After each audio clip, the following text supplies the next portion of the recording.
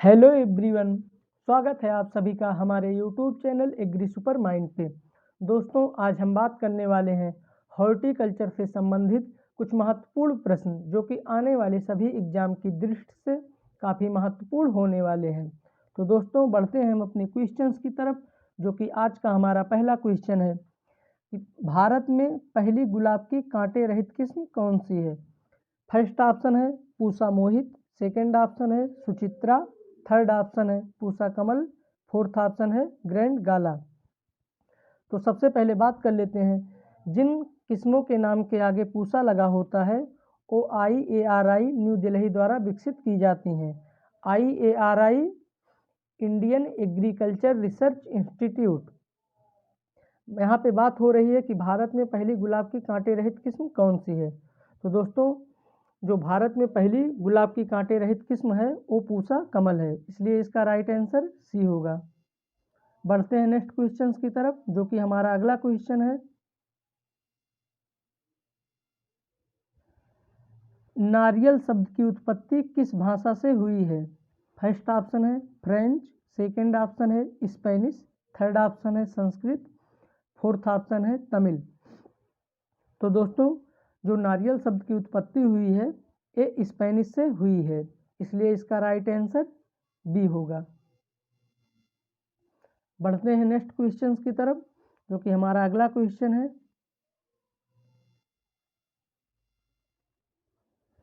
Typing panel का सूखापन किसका विकार है।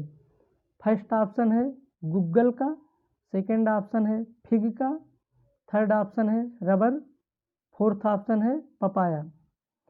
तो सबसे पहले यहाँ पे बात करते हैं कि हमने जितने भी ऑप्शन लिए हैं उन सब से लेटेक्स प्राप्त होता है। तो दोस्तों, यहाँ पे जो टैनिन पैनल का जो सूखापन विकार होता है वो रबर के कारण होता है, इसलिए इसका राइट आंसर सी होगा। बढ़ते हैं नेक्स्ट क्वेश्चन की तरफ, जो कि हमारा अगला क्वेश्चन है निम्न में से करोदा की नई किस्म कौन सी है। फर्स्ट ऑप्शन है थार कोमल, सेकंड ऑप्शन है थार प्रगति, थर्ड ऑप्शन है थार दिव्या, फोर्थ ऑप्शन है थार सेविका।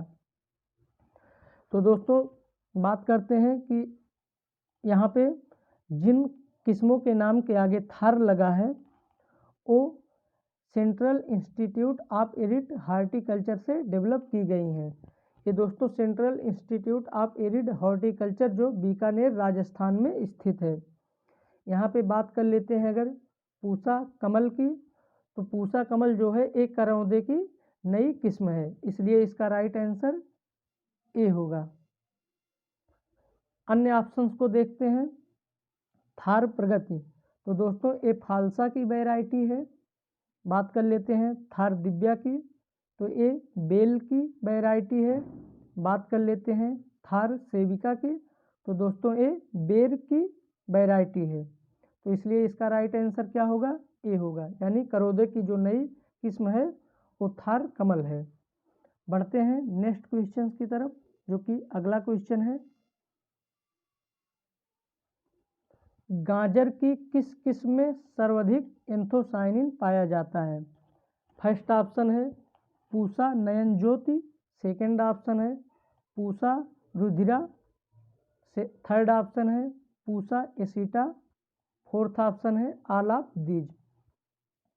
तो यहाँ पे बात कर लेते हैं चारों ऑप्शंस की। तो जो पूसा नयन ज्योति है इसमें बीटा कैरोटीन सबसे ज़्यादा मात्रा में पाया जाता है। बात करते हैं पूसा रुधिरा की, तो दोस्तों इसमें सबसे ज़्यादा लाइकोपिन पाया जाता है।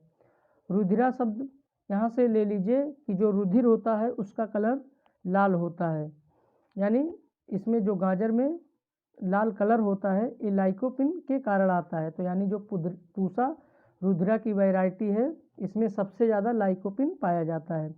बात कर लेते हैं पूसा एसिटा की, तो पूसा एसिटा जो है इसमें सबसे ज़्यादा एंथोसाइनिन पिगमेंट पाया जाता है। तो एंथोसाइनिन पिगमेंट जब ज़्यादा हो जाता है तो गाजर का जो कलर होता है वो डार्क कलर का हो जाता है। ये जो डार्क कलर के गाजर होते हैं इनसे मतलब कांजी नाम का एक ड्रिंक बनाया जाता है, जो कि मतलब लोग पीने के लिए यूज करते हैं। यानी यहाँ पे पूछा जा रहा है कि गाजर की किस किस्म में सर्वाधिक एंथोसायनिन पाया जाता है। तो दोस्तों पूसा एसिटा जो गाजर की एक वैरायटी है उसमें सबसे अधिक मात्रा में एंथोसायनिन पाया जाता है, इसलिए इसका राइट आंसर सी होगा। बढ़ते हैं नेक्स्ट क्वेश्चन की तरफ, जो कि हमारा अगला क्वेश्चन है। निम्न में से किस सब्जी में सबसे अधिक कार्बोहाइड्रेट पाया जाता है? फर्स्ट ऑप्शन है टैपियोका, सेकेंड ऑप्शन है स्वीट पोटैटो, थर्ड ऑप्शन है पोटैटो, फोर्थ ऑप्शन है नन ऑफ दीज। तो दोस्तों ये तीनों जो सब्जियां हैं ये वेजिटेबल ट्यूबर फ्रूट वेजिटेबल हैं। यहाँ पे अगर ऑप्शंस की बात करते हैं तो दोस्तों जो टैपियोका है इसमें 38.1% कार्बोहाइड्रेट पाया जाता है। बात कर लेते हैं स्वीट पोटैटो की, तो स्वीट पोटैटो यानी शकरकंद जिसमें 28.2% कार्बोहाइड्रेट पाया जाता है। बात कर लेते हैं पोटैटो की, तो इसमें 22.6% कार्बोहाइड्रेट पाया जाता है। तो यहाँ पे बात की जा रही है कि सबसे अधिक कार्बोहाइड्रेट किन सब्जियों में पाया जाता है। तो दोस्तों जो टापियोका है उसमें सबसे ज़्यादा कार्बोहाइड्रेट पाया जाता है। टोपिका का मतलब होता है हिंदी में इसे कसावा बोलते हैं, इसलिए इसका राइट आंसर ए होगा। बढ़ते हैं नेक्स्ट क्वेश्चन की तरफ, जो कि हमारा अगला क्वेश्चन है। केले में धुएं का उपचार किस लिए किया जाता है? फर्स्ट ऑप्शन है इंड्यूस फ्लावरिंग, फूलों को प्रेरित करने के लिए। सेकेंड ऑप्शन है इंड्यूस वेजिटेटिव ग्रोथ, यानी वानस्पतिक वृद्धि के लिए।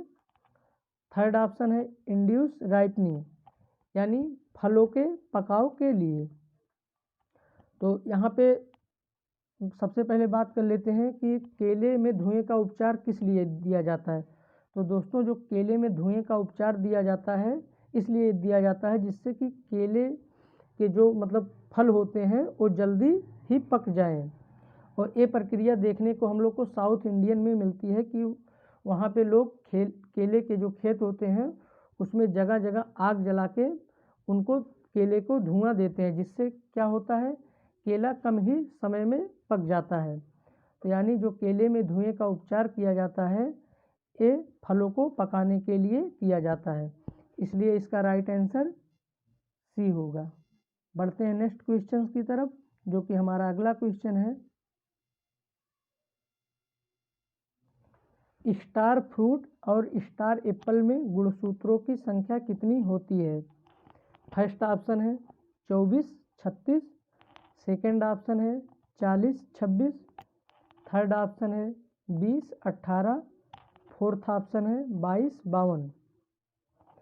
तो सबसे पहले बात कर लेते हैं स्टार फ्रूट और स्टार एप्पल की।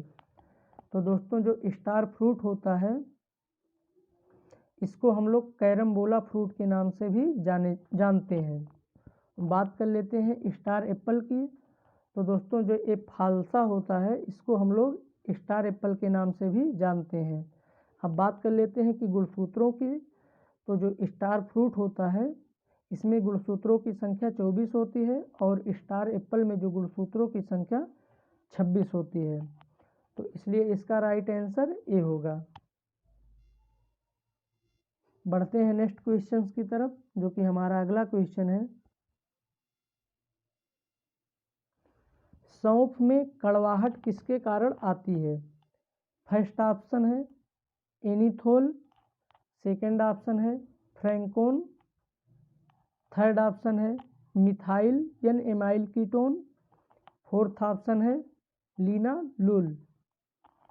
तो दोस्तों यहाँ पे बात करते हैं चारों ऑप्शंस की।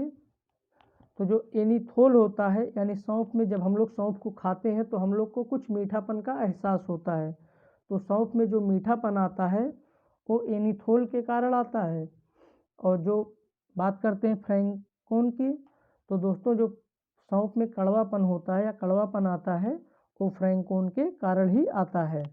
अब बात कर लेते हैं ऑप्शन नंबर सी का, तो मिथाइल एन एमाइल कीटोन।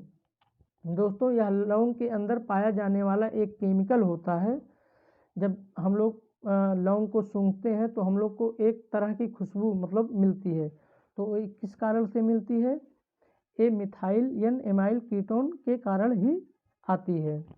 बात कर लेते हैं लिनालोल की, तो दोस्तों ये धनिया में पाया जाने वाला एक रसायन है जिसके कारण हमें धनिया की स्मेल पता लगती है। तो दोस्तों यहाँ पे बात की जा रही है कि सौंफ में कड़वाहट की, तो दोस्तों जो सौंफ में कड़वाहट होता है वो फ्रैंकोन के कारण आता है, इसलिए इसका राइट आंसर बी होगा।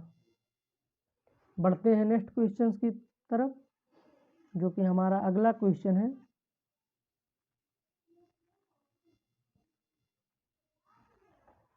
इलायची किस कुल से संबंधित है? फर्स्ट ऑप्शन है पिपरेसी, सेकेंड ऑप्शन है जिंजीबरेसी, थर्ड ऑप्शन है फैबिएसी, फोर्थ ऑप्शन है रूटेसी। तो बात कर लेते हैं चारों ऑप्शंस की। तो जो पिपरेसी है दोस्तों, इसमें ब्लैक पेपर यानी काली मिर्च आती है। बात कर लेते हैं जिंजीबरेसी की, तो दोस्तों जो इलायची है ये जिंजीबरेसी कुल से संबंधित है। इसके अलावा इसके अंतर्गत हल्दी, अदरक और भी सारी चीज़ें आती हैं। बात कर लेते हैं फैबिएसी की, तो दोस्तों इसके अंदर मेथी है, इमली है, ये सारी चीज़ें आती हैं। बात कर लेते हैं रूटेसी की, तो दोस्तों रूटेसी के अंतर्गत जो एक करी का पत्ता जिसे हम लोग मीठी नीम के नाम से जानते हैं वो आती हैं। तो दोस्तों यहाँ पे बात की जा रही है इलायची की, यानी इलायची किस कुल से संबंधित है? तो दोस्तों इसका राइट आंसर बी होगा, इलायची जिंजीबरेसी कुल से संबंधित है, इसलिए इसका राइट आंसर बी होगा। दोस्तों आज का हमारा वीडियो यहीं तक है, मिलते हैं नेक्स्ट वीडियो में, तब तक के लिए good luck, take care, bye bye.